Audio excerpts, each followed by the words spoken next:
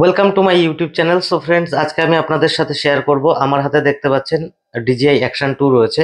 তো এই DJI action 2 থেকে যখন আমরা কোনো কিছু শ্যুট করি, তো সেটাকে আমরা পিসিতে ট্রান্সফার করার জন্য কিন্তু আমাদের যে মেমরি কার্ডটা রয়েছে সেটিকে খুলে আমরা কার্ড রিডার দিয়ে কিন্তু আমরা পিসিতে ট্রান্সফার করি।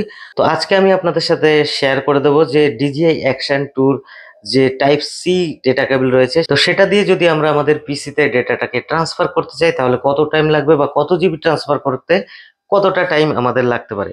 তো চলুন আমি আপনাদের পিসি স্ক্রিনটা এখন শেয়ার করে দিচ্ছি এবং আমরা চেক করে নেব যে এর যে ডেটা কেবিল থেকে ট্রান্সফার যে রেট রয়েছে বা স্পিড রয়েছে সেটা কতটা রয়েছে।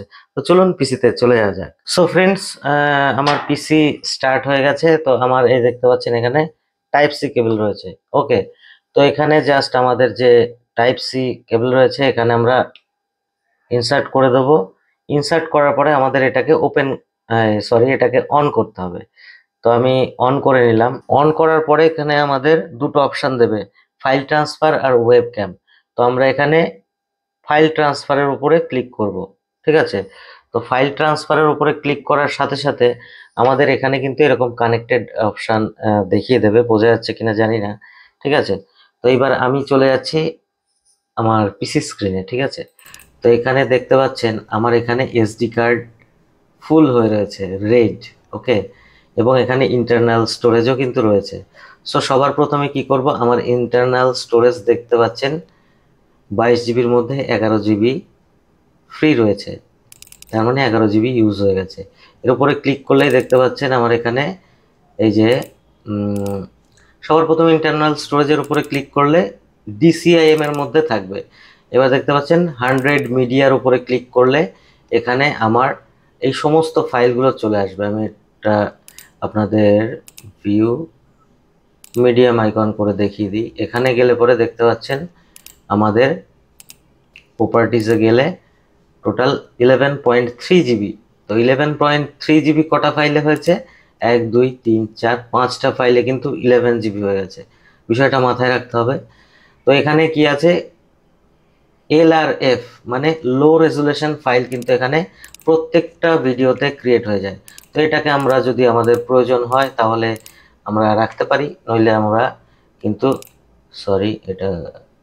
এটাকে আমরা ডিলিট করে দিতে পারি। ঠিক আছে, তো এটা কি কাজে, LRF ফাইল কি কাজে ব্যবহার হয় সেটা আমি পরে আপনাদের সাথে শেয়ার করে দেবো। তো এটা আমি এখন ডিলিট করে দিচ্ছি। ডিলিট করে দিয়ে এখন আমরা দেখি 11.3 জিবি আছে। ঠিক আছে, তো এটাকে আমি যদি কাট করি, আমার ইন্টারনাল স্টোরেজ থেকে আমি কাট করব, এখানে আমি এটাকে পেস্ট করে দেবো। ওকে, তো পেস্ট করলে দেখতে পাচ্ছেন আমার এখানে স্পিড কতটা আসছে এখানে। মানে অ্যাবাউট 5 মিনিটস দেখাচ্ছে, কিন্তু 5 মিনিটস কিন্তু আমাদের লাগবে না। ফাইল ট্রান্সফার রেট রয়েছে 34 থেকে 35 MBPS/সেকেন্ড।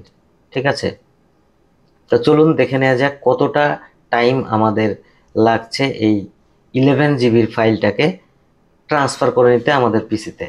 আর ফ্রেন্ডস, ফাইলটা যত সময় ট্রান্সফার হতে থাকে তত সময় তার মধ্যে যদি আপনারা এখনো পর্যন্ত আমার চ্যানেলটিকে সাবস্ক্রাইব না করে থাকেন, দয়া করে চ্যানেলটিকে সাবস্ক্রাইব করে দিন। কারণ এই ধরনের ভিডিও ক্রিয়েট করতে কিন্তু প্রচুর এফোর্ট লাগে এবং সময়ের দরকার হয়। তো আপনাদের যদি সাপোর্টটা না থাকে তাহলে কিন্তু ভিডিও ক্রিয়েট করার যে মানসিকতা সেটা থাকে না।